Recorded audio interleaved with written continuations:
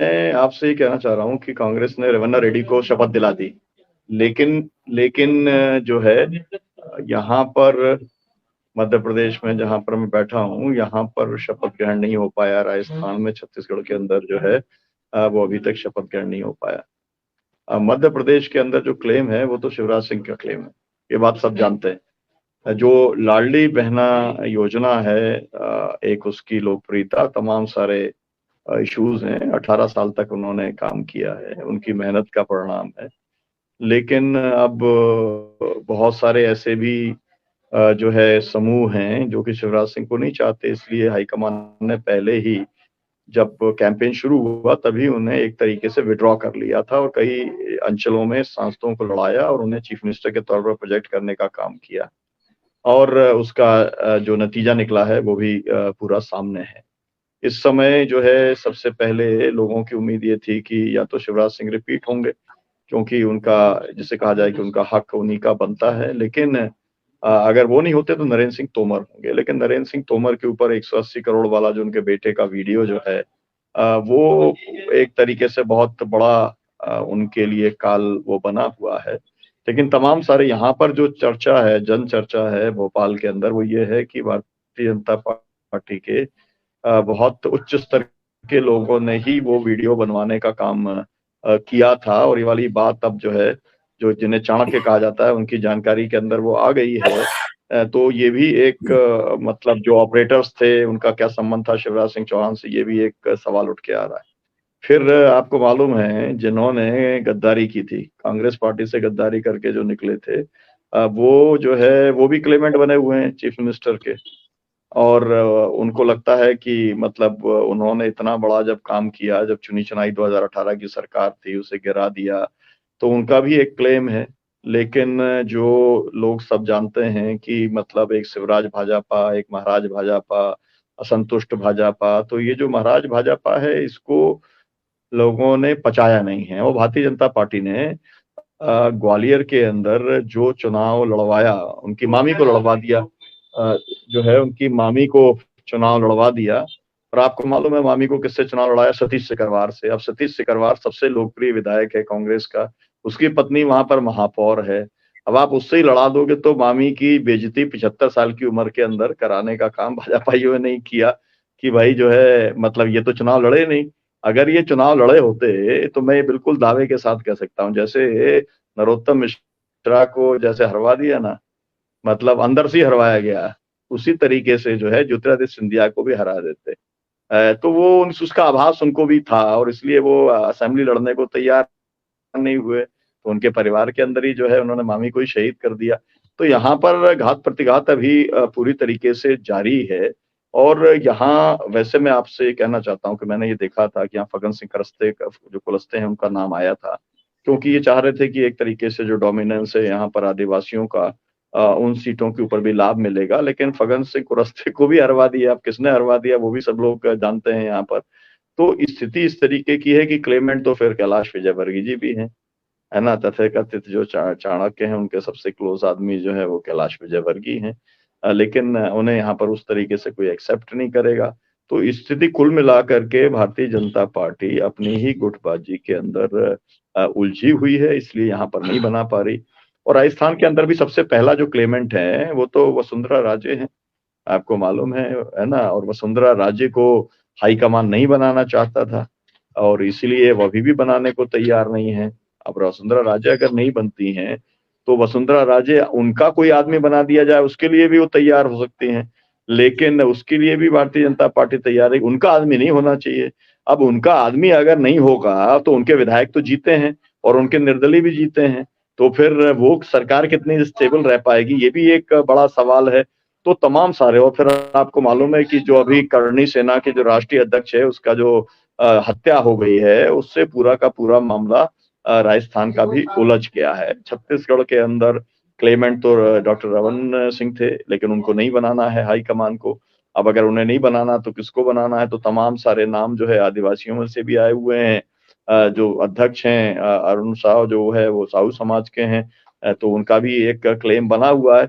तो ये सब कुछ चल रहा है। कुल मिलाकर के ये कह सकते हैं कि जो इकबाल था भाई कुल मिला के जो चुनाव ये है कि यहाँ पर कौन लड़ रहा था मुख्यमंत्री के तौर पर भाजपा के, तो मोदी जी लड़ रहे थे। तो छत्तीसगढ़ में कौन लड़ रहा था, राजस्थान में कौन लड़ रहा था, हर जगह पर मुख्यमंत्री के चेहरे के तौर पे लड़ रहे थे मोदी जी। तो अब स्वाभाविक तौर पे मोदी जी जिसका नाम तय करेंगे वो होगा। वो किसका नाम तय कर दें, क्योंकि उनकी को अपनी लड़ाई लड़नी है। अभी तक तो वो दूसरों की लड़ाई लड़ रहे थे विधानसभा वाली, अब 2024 के लिए उनकी लड़ाई लड़नी है। अब इसमें तो मैं ये कह सकता हूँ कि इंडिया का गठबंधन जो है उसको साथ लेकर के चलने का जो है काम नहीं किया कमलनाथ जो है उन्होंने यहाँ पर, या भूपेश बघेल ने, या फिर अशोक गहलोत ने। उसके चलते एक वातावरण पूरा बिगड़ गया। नहीं तो हो सकता है, लोग तो ये कहते हैं कि भाई इनको जो छोटकर पार्टियां हैं इनको कितना वोट आया। मामला उसका नहीं है कि कितना वोट आया, मामला एक माहौल का है।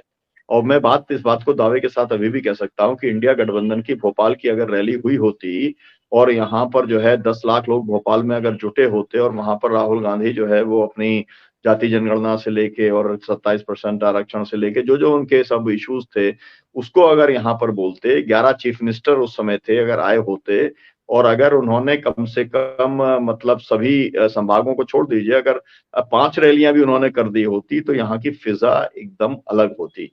मैंने रिपीटेडली बोला है, मैं पिछले मतलब जब इन्होंने नहीं किया इंडिया गठबंधन से समझौता, तो मैंने कहा था कि 50 सीटें हरवा देंगे, इस बात को नोट कर लेना। और मैंने लेख लिखा है जिसके अंदर मैंने लिखा है कि समाजवादी पार्टी के कारण से कितनी सीटें जाएंगी, बीएसपी के कारण से, गोंडवाना के कारण से, जैस के कारण से, और बिल्कुल 50 सीटों का टैली जो है, आप चाहे पत्रिका अखबार पढ़ लो यहाँ का या भास्कर अखबार पढ़ लो, 50 सीटें चली गई, है ना। तो आपको समझना चाहिए मामला सीटों का भी नहीं, मामला माहौल का होता है। चुनाव माहौल से लड़ा जाता है, हारा जाता है, जीता जाता है। तो खैर कमलनाथ की जिद है, तो मेरा एक तो कहना यह है कि सबसे पहले कमलनाथ जो है उनको हटा देना चाहिए ना। अगर उनको ऐसे ही कंटिन्यू करेंगे तो 2024 भी चला जाएगा। सबसे जरूरी ये है कि जो उन्हें प्रदेश अध्यक्ष बना करके रखा हुआ है, उनकी बहुत उम्र हो गई और वो आदमी फिट है, दिल्ली के लिए फिट है, तो उनको कांग्रेस दिल्ली के अंदर ले जाए। अहमद पटेल वाली जो जगह है वो भी खाली है ना, तो वहां पर ले जाएं, वहां पर उनको पूरा सम्मान देने का काम करें। मध्य प्रदेश में कोई ऐसी लीडरशिप दे जो पूरे के दिन रात दौरा कर सके, दिन रात लोगों को उपलब्ध हो। कमलनाथ जी उपलब्ध नहीं होते लोगों को। अभी ये जो हारे वाले कैंडिडेट आ रहे हैं वही उनसे पूछिए कि कितने लोगों से बात की और कितने लोगों का क्या उन्होंने नतीजा बताने का काम किया। वो सर्वे के ऊपर ज्यादा डिपेंडेंट थे। तो मेरा कहना है कि देखिए मध्य जो प्रदेश की लीडरी है ना। और ये वाली बात जो है, हमारा पचौरी जी के साथ बहुत अच्छा संबंध था।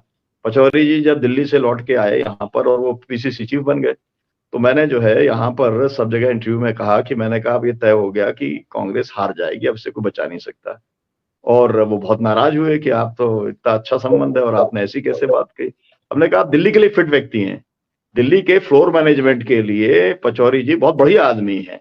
कमलनाथ जी दिल्ली के लिए बढ़िया आदमी है, लेकिन स्टेट की पॉलिटिक्स जो होती है वो हमारी होती है। उसके अंदर आपको 24 घंटे आपका फोन खुला रहे, आपके लोग हर समय सक्रिय रहें, जो आदमी जहां पर मदद चाहता है, आपका कार्यकर्ता, उसको मदद दी जाए। ये पूरा फायर ब्रिगेड का काम होता है, विशेष तौर पर जब आदमी ऑपोजिशन के अंदर लीड करने का काम करता है। इसीलिए जो है ये सब पूरा गड़बड़ हुई है। मुझे लगता है कि और भी ज्ञानेश्वर बाकोड़कर साहब जुड़े हुए हैं, ये तो बहुत बड़े एक्सपर्ट हैं, है ना। और जो है गए तो हम लोग जो सभी चाहते थे कि शपथ वहां पर जो है बीआरएस के चंद्रशेखर राव को हो जाए, क्योंकि गारंटियों के मामले में ये बात मैं हर समय दावा करता हूं कि देश में अगर सबसे ज्यादा गारंटी देने का काम किसी ने किया, हमारे किसानों को तो 10,000 रुपए एकड़ कौन देता है ना। 10,000 रुपए एकड़ के बाद में 16,000 एकड़ की बात कर दिया था, है ना। मतलब क्या क्या काम किया, अद्भुत काम किया। लेकिन गारंटी अकेले से चुनाव नहीं जीता जाता। तो जो मध्य प्रदेश के बारे में भी लोग कह रहे हैं कि केवल लाडली बहना से चुनाव जीत लिया, वो लोग गलत हैं। अकेले उससे चुनाव नहीं जीता जाता, और अगर गारंटी से जीता जाता तो फिर सबसे पहले चुनाव जीतने वाले यहाँ पर चंद्रशेखर राव होते, क्योंकि उनसे ज्यादा गारंटी 75 साल 76 साल के अंदर कभी किसी सरकार ने दी नहीं है। तो बहुत सारे फैक्टर्स काम करते हैं, माहौल काम करता है। रेवन्ना रेड्डी को हम लोग बहुत सालों से जानते हैं, जयपाल रेड्डी जी के परिवार के सदस्य हैं हम लोग, 30 साल से उस परिवार के साथ जुड़े, देखा है। लेकिन लोग जब किसी से नाराज हो जाते हैं तो किसी को भी जो है खड़ा कर देते हैं। और इसलिए रेवन्ना रेड्डी की कोई रूट्स नहीं है वहां पर। कांग्रेस संगठन से नहीं जीती है, संगठन का नामो निशान दूर दूर तक नहीं है तेलंगाना में कांग्रेस पार्टी का। इस बात को मैं व्यक्तिशः जानता हूं अच्छे तरीके से। लेकिन हवा चली और वो जो है जीत गए।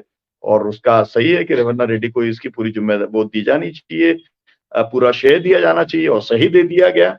तो मामला इस तरीके का है। तो खैर फिलहाल जो है सबसे आगे रेवन्ना रेड्डी को उन्होंने चीफ मिनिस्टर बना दिया और यहाँ पर चीफ मिनिस्टर की तलाश अभी जारी है।